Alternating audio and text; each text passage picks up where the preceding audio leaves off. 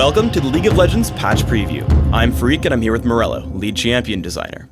Together we'll be discussing some of the gameplay changes coming into the next update for League of Legends. Note that this video does not cover every single change, but will explain our thought process behind some of our decisions. We have a huge set of changes to Shen coming in the next patch, with every one of his abilities getting something. What are our goals with these changes? One of the big goals with the Shen buffs was to make him scale better throughout the entire game. Vorpal Blade's health return now scales on Shen's maximum health even if allies hit it. This means as Shen gets more and more tanky throughout the game, his Vorpal Blade heal still has relevancy throughout the rest of the game. We've taken a similar approach and increased the health percent scaling amount on Keystrike. This continues to let him be a threat and make players want to attack him, which is kind of the primary role of a tank. The things we see with primary tanks like Alistar is that while they're in there being disruptive, adding crowd control and stunning enemies, they're preventing a lot of damage for their team entirely since the enemy can't do a lot. We wanted to take a similar approach to Shadow Dash. When Shen Shadow Dashes a target, they do reduce damage to Shen for the duration of the taunt. This means that even though they're attacking him, their total damage is still going down through the course of a team fight.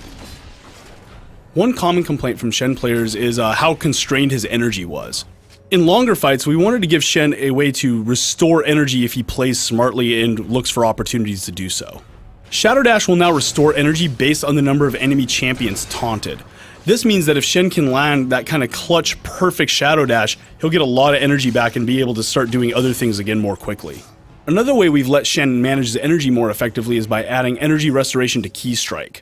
In addition to this, his auto attacks will now lower the cooldown of Keystrike when he hits people as opposed to when he gets hit, and while Faint Shield holds, that rate is doubled.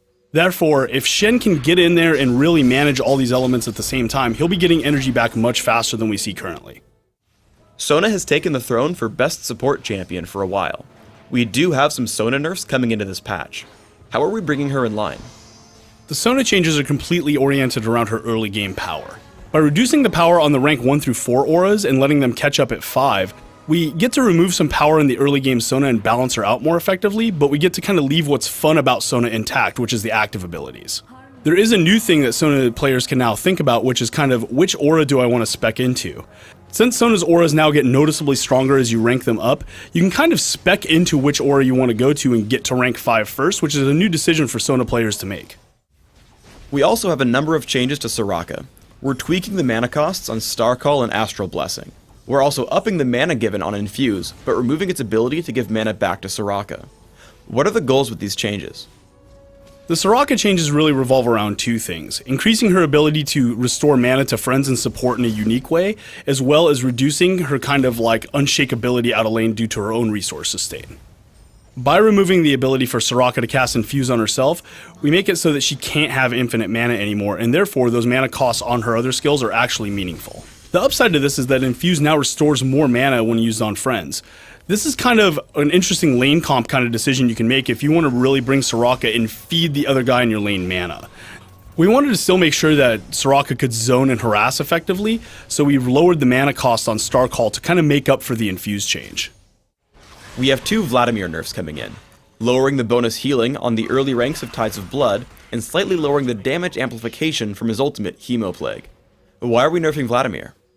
When we lowered the cooldown on Transfusion and the cost on Tides of Blood, we liked that he was able to cast spells more often, but he was getting too much sustain earlier in the game. By making the healing bonus scale with ranks of Tides of Blood, this will kind of smooth out the curve between the early game and the late game, making Vladimir still feel good in team fights in later game, but without the abuse cases we see in the early game.